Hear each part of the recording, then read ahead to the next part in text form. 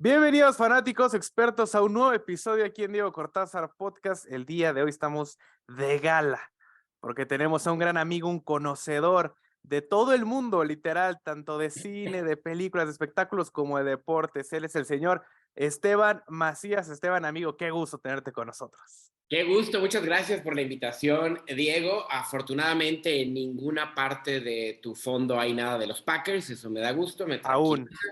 Esperemos que así se mantenga porque así se ve bien. ¿Para qué lo ensucias? No quiero ser tan amarillista con Green Bay, lo dejamos tanto de lado, pero se sabe quién es el grande, se sabe. Se sabe. Pero, pero bueno, Esteban, vamos a tener la primera parte de esta entrevista. Quiero platicar contigo, que nos cuentes sobre tu carrera. Seguramente ya todo el mundo que está viendo este podcast te conoce, pero queremos saber un poquito más de ti. Y obviamente, empezando por cómo inició tu carrera, cómo Esteban Macías llegó a los medios de comunicación, a TV Azteca. Cuéntanos cómo fue todo ese proceso, cómo fue tu historia. Pues llegué a TV Azteca por culpa de un maestro y ese maestro fue mi maestro de cine en la universidad.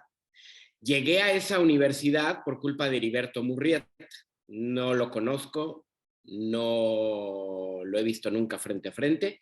Él no sabe esto, pero yo decido estudiar ciencias de la comunicación en la universidad donde lo hice porque yo quería dedicarme a ser comentarista deportivo y entonces alguna vez lo entrevistaron y pues yo dije, él hace lo que yo quiero hacer, pues estudio lo que él estudió en donde él estudió y por eso estudié en esa universidad con la firme intención de trabajar en deportes y ya en la carrera se me cruzó, no el amor por el cine, porque el gusto por el cine siempre ha estado, pero pues como que se dio más por ese lado, porque mi maestro de cine empezaba a hacer cosas con TV Azteca y él me invita justo en plena privatización, o sea, te estoy hablando que yo terminé la carrera en el 94 y a TV Azteca le asignan la concesión en 1900, si no me recuerdo, finales del 93-94. Ujú.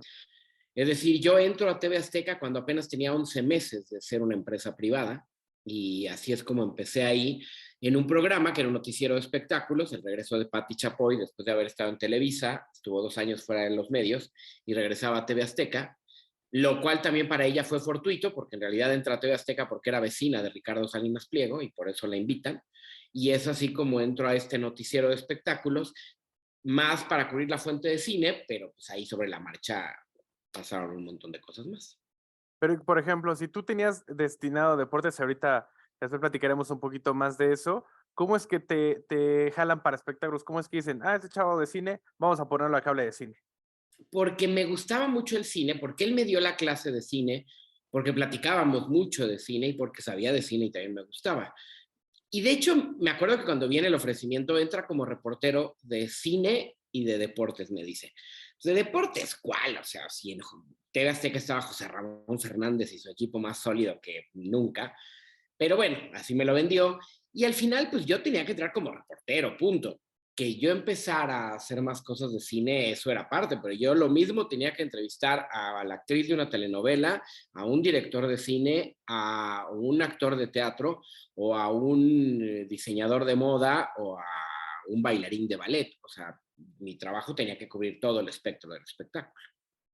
Oh, tremendo. ¿Y cuántos años pasaste exactamente en Azteca? Porque fueron como 20 años, ¿no? 25. Yo entré 25. en 1994 y salí en el 2019. Entonces, sí, Oye, y 25 si no es años. indiscreción preguntarte en este podcast al aire, ¿por qué saliste de Azteca? Si de todos Por un modos, si tenías una recorte, carrera sólida. por un recorte, porque en realidad ya el punto en el que llegó cuando entraron los nuevos jefes, pues yo no hice química con ellos y empezó a haber cambios en la empresa y empezaron a hacer recortes y de repente yo dependía de un área, pero trabajaba en otra, era una cosa muy extraña porque yo toda mi carrera le reporté a Pati Chapoy y trabajaba para espectáculos, pero prácticamente todo lo que yo hacía salía al aire en noticias. Entonces era un momento ahí de cruce medio complicado y cuando hubo el recorte, pues decidieron que así era y pues ni hablar. Cuando yo tenga mi medio de comunicación, como el Diego Cortázar Podcast, pues yo diré que hago en él. Mientras, pues yo no soy el jefe. Aquí, mira, te tratamos con mucho cariño, te traemos ahí, ponemos una banderita de Pittsburgh por acá si quieres, aquí Está te recibimos bien. muy bien, ¿eh? ¿Para qué? Oye, y ya entrando al tema del cine, queremos obviamente saber tu opinión, porque pues obviamente si hay alguien experto de cine, eres tú, mi querido Esteban. Me gustaría entrar porque en este momento acabamos de ver Ant-Man, el proceso de Marvel con Avengers, estas nuevas fases, y te quiero hacer la pregunta porque hay muchos desertores de este tipo de cine. ¿Qué opinas del MCU, del Marvel Cinematic Universe, y por supuesto de este cine de superhéroes que está arrebasando el mundo en este momento? Mira, eh, estamos en una situación bien interesante de los medios de comunicación en general, no solo del cine. El éxito, me parece que de Marvel y en general de las películas de superhéroes, viene acompañado y es claro ejemplo de que hoy lo más importante para arrancar cualquier tipo de expresión artística y que sea o que tenga continuidad, no necesariamente éxito o calidad, es el asunto económico. O sea, literal, no es que hoy sea nuevo, siempre el dinero ha movido al mundo, pero particularmente en el mundo del cine, hoy el dinero sí mueve mucho al mundo y a los proyectos a los cuales se le invierte más. Pero así como explotaron las redes sociales, también explotaron las plataformas y ventanas para encontrar contenido. Entonces, desde el contenido de hace algunos años de 6 segundos de Vine o el de 15 segundos como nació TikTok, hasta que hoy puedes pues subir en una plataforma de streaming películas de 3 horas o series que tienen 70 capítulos de 1 hora. Es decir, hoy la manera de tener contenidos o de acercarse a ellos es tan variada que lo que llega a la pantalla grande se ha vuelto muy selectivo en el sentido de que tiene que tener prácticamente el éxito asegurado, si no, no se va a hacer o no va a llegar. Y los que siguen creyendo que va a ser diferente, pues son unos románticos del cine que al final pues están más enamorados del arte que del negocio. Y el cine, particularmente en Hollywood, pero en todo el mundo, es mucho más negocio ya que arte, ¿eh? Y por ejemplo, usando las palabras que más o menos dijo el señor Martin Scorsese diciendo que pues Marvel y el universo de los superhéroes en general no era cine, ¿qué para ti cuál es la esencia del cine que, o sea, este proceso de estar actuando o estar haciendo una película en una pantalla verde en la que realmente luego los personajes ni se ven, sigue siendo cine? Pero por supuesto que sigue siendo cine. Contar cualquier historia que tiene audio y video a través de fotogramas va a ser cine, el que tú me digas. Lo que pasa, y es que con todo respeto al señor, pues ya está viejito y pues él vive en otra época y él, como todos los viejitos que somos, pues creemos que lo de nuestra época era mejor, pero eso no le quita el mérito, o sea, debe de ser una chamba complicadísima dirigir una película de superhéroes. Debe de ser una locura. Si fuese tan fácil, pues mucha gente más lo haría, pero este rollo de que eso no es cine, pero por supuesto que es cine, ¿no? Lo defendía muy bien Guillermo del Toro hace poco cuando hablaba de la animación y de repente confundimos que la animación creemos que solo es para niños y no, la animación simplemente es un medio más de expresar o una técnica más para contar una historia. Eso es solamente, puede haber cine animado para adultos o para toda la familia o para niños, no importa. Yo creo que lo mismo pasa con el cine, lo que pasa es que él tiene una concepción de cine muy en cómo lo aprendió y cómo lo ejerció y cómo se volvió muy exitoso. No necesariamente quiere decir que esté en lo correcto. Sí, de acuerdo. Además, yo creo que es de épocas, porque estaban los westerns, que fue toda una época en la que solo eran películas de eso, las películas de mafiosos que le tocó precisamente al señor Scorsese, y ahora la onda que tiene los superhéroes, pues está pegando en el mundo. Y hablando de grandes personajes como el señor Scorsese, y viendo que entrevistaste hace poquito a Paul Rudd, que lo vimos en High Fantasy, y que por supuesto, bueno, en Super Domingo, y por supuesto, ¿a quiénes, qué tipo de celebridades no has entrevistado al señor James Cameron? En tu carrera profesional, porque sabemos que nosotros como comunicadores no nos entregamos a quienes tenemos, pero sabemos que muy dentro de nosotros sí tenemos a nuestros personajes que vamos a entrevistar. Esteban Macías, ¿cuál es el personaje del cine o del mundo del espectáculo que aún no has podido entrevistar o conocer y quisieras hacerlo? ¿Y por qué, obviamente? Mm, Mira, hay algunos nombres nuevos ahí afuera que me gustaría entrevistar, que no he entrevistado, como por ejemplo Adam McKay, me parece un fantástico director de cine. Hay otro que se llama Craig Gillespie, que por ejemplo hizo I, Tonya, o la serie de Mike Tyson, o la serie de Pam and Tommy, que también me gustaría entrevistar. generalmente y siempre me llamó más la atención, como tú bien lo dices, de manera personal, entrevistar a los directores, porque los directores tienen mucho más claro lo que van a hablar de su película y de su proyecto y los orígenes y las influencias y las intenciones y demás. Entonces, creo que las pláticas que más disfruté a nivel personal era con directores. Por eso te digo que me gustaría entrevistar a directores, pero así de bote pronto ahorita que te diga alguien,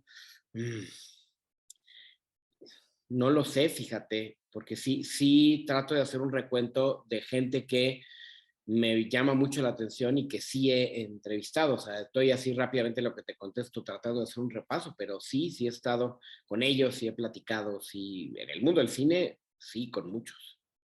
Y por ejemplo, de toda esa lista que te vino a la mente, ¿cuál ha sido la peor experiencia que has tenido con alguno? Pues ha habido algunas desafortunadas, ya sea porque o no les gustan las entrevistas, o porque no estaban en el mood, o porque creían que su película no era muy buena, particularmente de los actores, porque pues, un director nunca te va a decir que su película es mala. Pero sí ha habido algunas experiencias que no son tan afortunadas. Anthony Hopkins es complicado de entrevistar, o Tommy Lee Jones, muy complicado de entrevistar.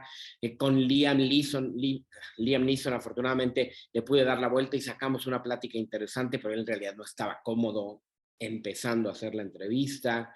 Me tocó con Chris Pine, que llegó a una entrevista completamente crudo, casi borracho, entonces era como ese tipo de situaciones que dices, a ver, ¿para qué lo hace? ¿No? O sea, al final, pues también tienes que hacer entrevistas, pues, está en tu contrato, pero bueno. Ah, sí, sin duda, eso en cualquier medio pasa. Oye, Esteban, también ya se acercan los premios Oscar. Estos premios que ya sabemos que están distorsionados, ¿tú qué opinas de qué tanto valor siguen teniendo estos premios Oscar en la actualidad? A ver, antes, otra vez regresar, estos premios que tanto sean, ¿qué? Distorsionado, dijiste, Distorsionado un poco, por, porque eso al según mi final me punto de interesa. vista, mira, ahora vamos a ver, mira, Esteban, te cuento. Desde mi punto de vista se han distorsionado porque siento que ya premian otros valores, desde mi punto de vista, que no son únicamente los visuales, los auditivos, obviamente los actorales, el talento que está plasmado, sino involucran otros factores de correctamente políticos, de inclusión o inclusive en su contraparte, cosas más políticas en cuanto a quién dirigió, ese tipo de cosas. Es la percepción de alguien que disfruta el cine, que lo ve desde acá.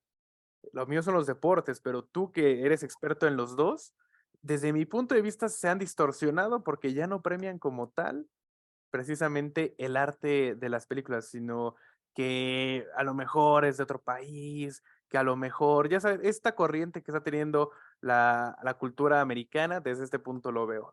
Cuéntame tú si estoy en lo correcto o no. Yo estaría en desacuerdo contigo, Ok. porque esto que tú hablas, esta especie de sesgo social o políticamente correcto o demás, ha existido siempre, ha existido desde 1928 que nació la Academia y toda la vida se han premiado películas con las cuales la gente no ha estado de acuerdo y se le han dejado de dar premios a directores que son importantísimos en la historia del cine y se le han dado algunos premios a otros que pues quizá no sean los nombres más trascendentes cuando te estás allá en el marco referencial completo de la historia del cine sean tan importantes. Yo creo que esto siempre ha sucedido. Evidentemente hoy vivimos en tiempos en donde la inclusión parece más una imposición que una convicción. Y en eso estoy de acuerdo contigo. La inclusión debería de venir totalmente natural, orgánica, porque así es, porque eso creemos como sociedad y no porque es una cuota que tengo que cumplir. Pero hoy está sucediendo en el espectro del cine y en todo el espectro industrial y empresarial de cualquier sector que tú me digas. El Oscar sigue teniendo el mismo o más valor que tenía antes. Yo recuerdo hace unos 10 años haber hecho un reportaje donde me puse a investigar lo que significaba económicamente ganar el Oscar, independientemente del prestigio. Ganar un Oscar te representa dinero, directamente no, porque pues, te dan el Oscar y pues ahí está, y se acabó, y tú no cobras. Y si quieres vender tu Oscar, pues te lo pueden comprar, pero solamente en $1 y te lo compra la academia, no se lo puedes vender a nadie más, está por contrato.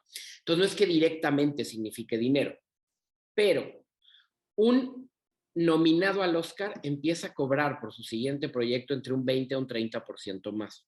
Un ganador del Oscar puede empezar a cobrar entre un 50 hasta un 100% más de los sueldos que cobraba antes de haber ganado el Oscar. Si eso no es dinero, entonces yo no sé qué es. Una película ganadora del Oscar tiene un impulso en taquilla de un 20% extra, más o menos. Entonces, si iba a ganar $100 millones, va a ganar $120 millones. Una vez más, hay una cuestión económica ahí. Y evidentemente, los proyectos a los cuales vas a acceder, que si bien no es solo de dinero, sino tu carrera empieza a tener un acercamiento a gente o más talentosa o más creativa o que está de moda, lo que sea, simplemente por estar nominado al Oscar, eso empieza a suceder. Es decir, yo te puedo decir que de todos los premios que entrega la industria de todos los países del mundo, de la Academia Británica, la Academia Mexicana, la Academia Española, de la Academia Música, de Teatro, de lo que tú me digas. El premio que más dinero representa en algún momento a quien estuvo nominado lo ganó, es el Oscar. Sí, sin duda. Esa parte económica, como bien mencionas, todo, sea deporte, sea cine, sea todo, se traduce en dinero. Todo se traduce en dinero. Y por ejemplo, con todo esto que acabas de mencionar, para ti, Esteban, haciendo un análisis de una película, ¿qué necesita, qué recursos, qué actor, bueno, recursos actorales y qué obviamente fotografía, todo, qué hace que una película sea la mejor película? Lo que te voy a contestar va a sonar muy sangrón, pero lo primero que tiene que provocar en mí es que se me olvide que estoy trabajando. Eso me parece que es bien importante, porque llegas a una película como profesión, como trabajo, como carrera, cosa que evidentemente no me pasa con los deportes porque me acerco como un apasionado al Sí, claro. deporte. Entonces, te acercas a una película sabiendo que vas a trabajar y de repente se te olvida que estás trabajando, ya no te estás metido con las emociones o estás llorando o te estás riendo o estás muy entretenido. Y cuando te das cuenta que eso pasó, es que algo bueno hubo. De entrada, eso ya tiene un valor. Otra cosa que me parece muy importante, y no lo digo yo, sino lo dice quien te da cursos de apreciación cinematográfica, de guión, de buen cine, es que si una película no hace que te des cuenta que está muy bien fotografiada, que la música es muy bonita, que la actuación es sorprendente, es que también están haciendo algo bien, porque lo que haces es que estás inmerso en la historia y no te estás fijando en otras cosas que te pueden distraer o te pueden sacar de la historia, que sigue siendo lo más importante en una película o en una serie, si a eso vamos. Y otro detalle que también se vuelve bien importante es que conecte con tu parte emocional, para bien o para mal, que te mueva algo, que te genere angustia o gozo o algo así. Esas cosas son las que yo creo que hacen que una película tenga un valor muchísimo más allá. Y por eso es bien válida la crítica personal, porque cuando la gente me pregunta, ¿cuál es la opinión más importante? La de cada quien. Esa es la de cada quien. Si te gusta, es que a ti te sucedió algo. Eso no quiere decir que sea buena, quiere decir que te gustó. Y todos estamos en ese plan del famoso gusto culposo o demás. Hay películas buenas que no nos gustan y hay películas malas que nos gustan, pero es porque eso atraviesa por un plano emocional. Sí, por supuesto, que bien dicen que en gustos se rompen géneros. Pero haciendo ese análisis que precisamente tú mencionas, para ti, Esteban, ¿cuáles 3 películas que hayas visto a lo largo de toda tu vida cumplen con eso que acabas de mencionar? Me sucede no porque estén buenas, sino porque conecta con mi lado infantil todo el universo de Star Wars. Porque yo crecí en la generación de Star Wars y porque crecí viendo a los héroes que salvaron a la galaxia y cuando salieron las precuelas, de dónde vinieron y cuando salieron la segunda trilogía, hacia dónde van y las series y demás. Entonces, generalmente todo lo que tiene que ver con Star Wars conecta con mi lado infantil. Haz de cuenta como el crítico de Ratatouille cuando come el Ajá. ratatouille y se va a lo que le preparaba su mamá. Eso me pasa con todo el universo de Star Wars. Pero independientemente de eso, depende la época y depende los momentos, porque a veces que conectas más con una cosa que con otra. Te puedo decir que esta temporada de premios, La Ballena, la de Brendan Fraser, me parece brutal. Y hubo un momento en que yo estaba realmente llorando a moco tendido por lo que estaba viviendo el personaje, por lo que estaba diciendo y por lo que me estaba provocando a mí lo que estaba sintiendo. Hay cosas, esa conectó con un lado muy emocional, pero por ejemplo la película por la que está nominada Kate Blanchett conectó con un lado intelectual bien importante y también me pareció sumamente interesante. Me gusta, por ejemplo, mucho Perdidos en Tokio, Lost in Translation, de Sofía Coppola, con Scarlett Johansson y Bill Murray, porque en ese momento yo estaba atravesando una época de mi vida que sentía una relación muy cercana a lo que estaba pasando con ese personaje, que además me parece una película fantásticamente bien contada y muy buena. Pero insisto, depende del momento. Roma me parece una película fantástica que hace que todos los elementos de una película trabajen para una película. Entonces, sí depende de muchos factores para que esto suceda y cuando sucede, pues se agradece evidentemente. Mira, y justo tocaste 2 películas a las cuales te quería preguntar. Ujú. Una es La Ballena, The Whale, pero esa la voy a aguantar un poquito para el final. Me voy a meter con Roma, Venga. porque Roma es una película que yo logré disfrutar, pero que no se me hizo espectacular. Te lo estoy diciendo desde el punto de vista en el que me reconozco como un fanático del cine. Nada Correcto. más, no experto, yo no sé de la complejidad que es el cine, pero para mí como mexicano, creo que estamos acostumbrados a ver este tipo de historias parecidas.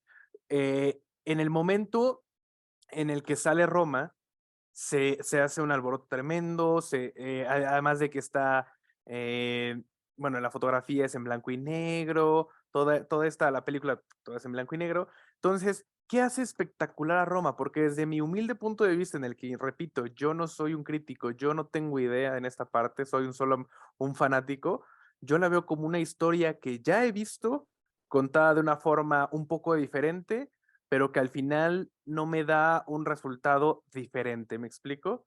¿Por qué es tan buena Roma? Tú eres muy joven. ¿Por qué digo que eres muy joven? Porque te voy a hacer una pregunta y a ver si a través de esa pregunta logro explicarte por qué me parece fantástica Roma. ¿Están bien o están mal las terapias de conversión para la gente que se reconoce homosexual? ¿Para que se regrese el género? Para que ya no sean homosexuales, supuestamente por una terapia. Me parece ridículo. Ridículo, ¿verdad? Evidentemente. Porque perteneces a una generación que ya entendió que no es una cuestión de una enfermedad o una terapia, es una cuestión en donde inherente a ti tienes un gusto por un sexo o por el otro. Claro. Hoy es normal esto que está diciendo, es lo que está bien, pero hubo una época en donde estaba normalizada otra cosa y hoy ya cambió. ¿Qué no ha cambiado de Roma, de una supuesta historia de recuerdo de un niño que nació en los 70s en la Ciudad de México? El clasismo. El clasismo sigue siendo vigente en México a un grado enfermo que ya no debería existir. Y aunque hay brotes y cositas que de repente queremos que cambie, la realidad es que no cambia. Está tan metido en nuestro ADN que hasta es normal, que el oprimido lo ve normal y que el opresor lo ve normal. Y eso no está bien. Y Roma tiene eso. Roma pone el dedo en la llaga en lo extraordinariamente ridículo que es el clasismo en México y que nos hacemos de cuenta que en México no hay racismo, que nosotros aquí sí somos todos iguales, lo cual es completamente falso, porque vivimos en una sociedad en donde lo oscuro de tu tono de piel dependerá en qué escala de la sociedad estás. Y eso es asqueroso.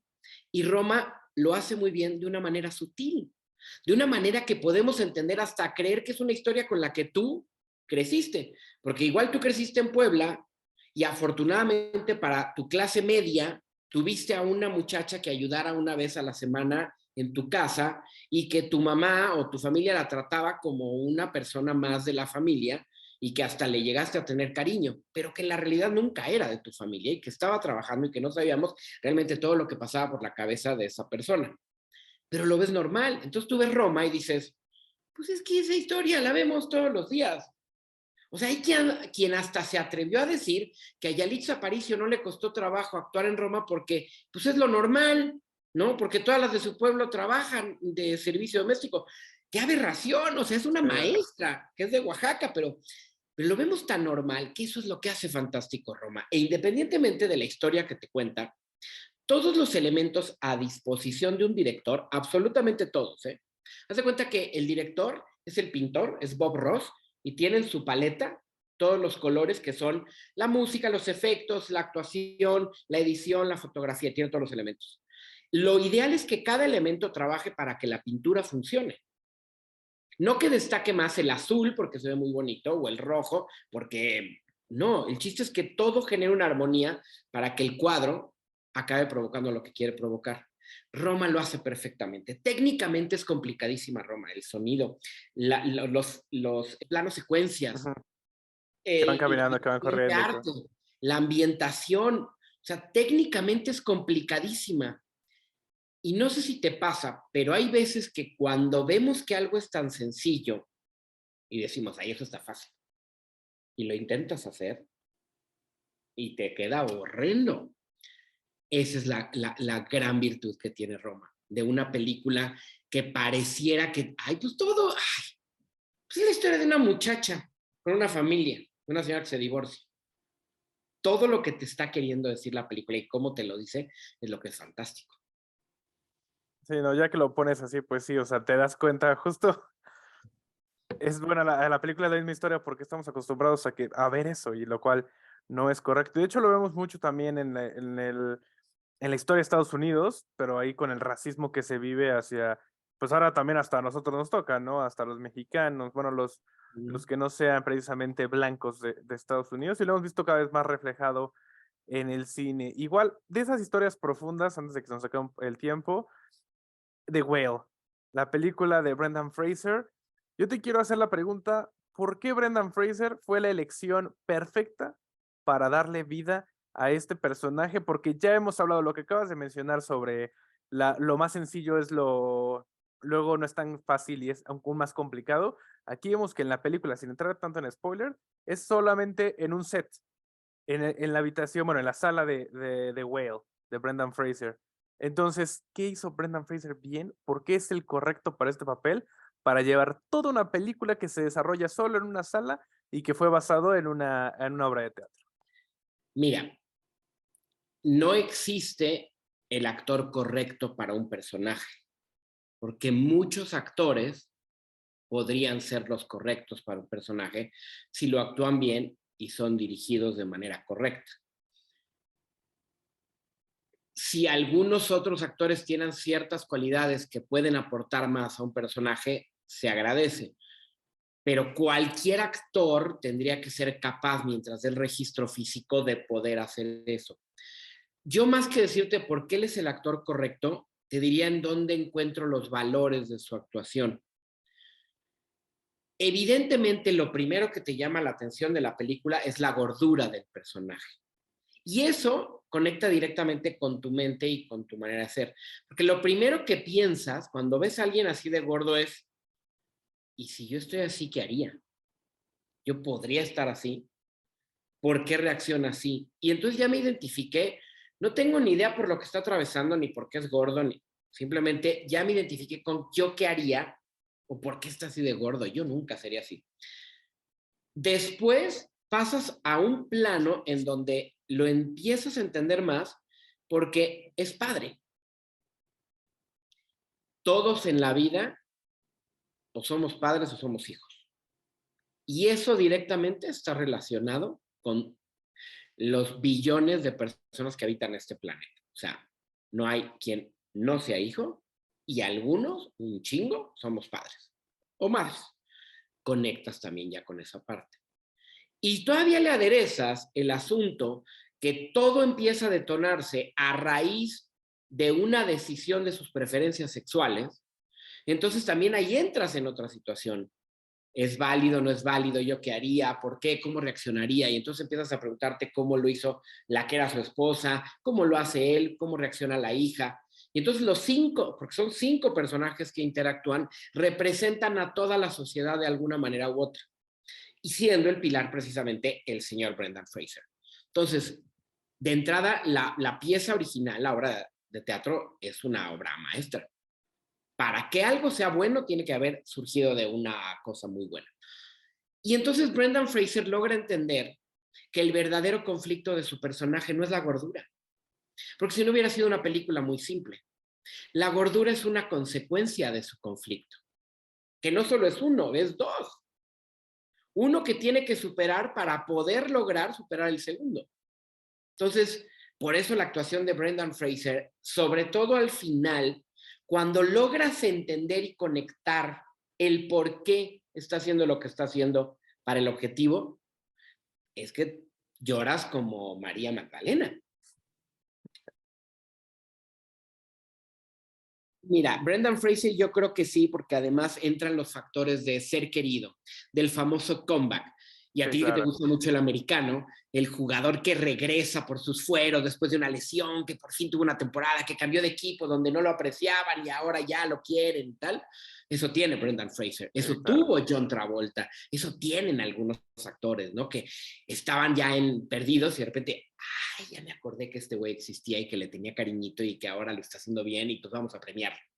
Porque Austin Butler lo hace muy bien en Elvis, porque Colin Farrell lo hace muy bien en Los Espíritus de la Isla, pero ellos ahí están, uno va empezando, el otro sigue vigente, pero Brendan Fraser es como El comeback, regresó. sí, claro.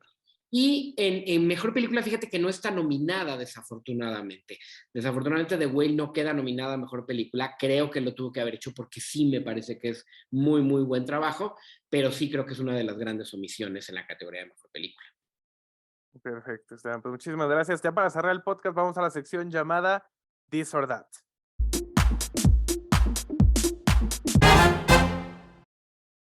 Alejandro González Iñárritu. La de Toy Story, por mucho. Por mucho, pero así, de calle.